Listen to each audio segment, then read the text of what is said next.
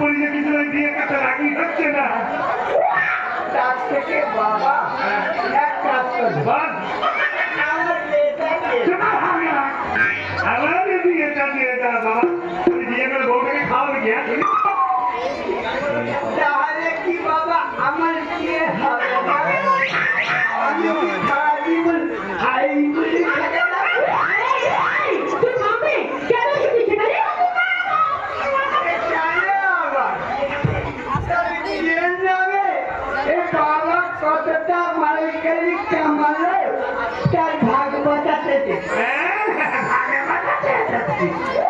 তুমি মরগড়ির ভাগলো অবশ্যই তার কাছে চলো আমার মরণের ভাগে নেবে চলো দাঁড়াও বাবা, কোথাও কাউকে মরতে হবে না। আমি আমার মনটাকে মেরে দিয়ে তোমাদের খেলা শুরুতে তাস হয়ে গেলাম। তুই সত্যি সত্যি রাজি হয়ে গেলি কি? রাজি হয়ে তো লাভ নেই, হ্যাঁ? তুই তো জানিস রাজি তো হতেই হবে। আরে তুই এখান থেকে যা তো, তোর এই বোকামের জন্য না আমাদের প্ল্যান একদম বাচ্চাস হয়ে যাবে। বেশ, ঠিক আছে আমি তাহলে দিই না তবে দেখি বিয়েটা যেন ধুমধাম করি চারিদিকে নঙির আলো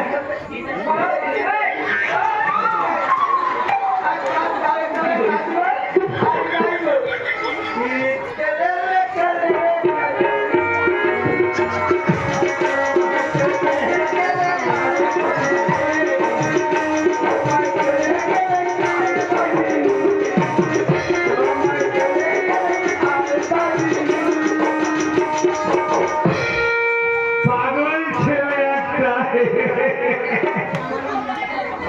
এবার আমি আমার খেলাটা শুরু করি নাকি বলিস রে মা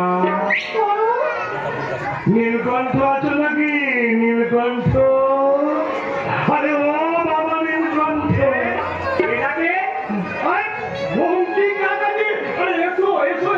বঙ্কিম নয় বাঁকা আমি বাঁকা বাকলি বাঁকা হয়ে চলি কিন্তু সোজা কথা বলি আর সেই সোজা কথাটা বলতেই আমি এখানে এসেছি কি তোমার সোজা কথা?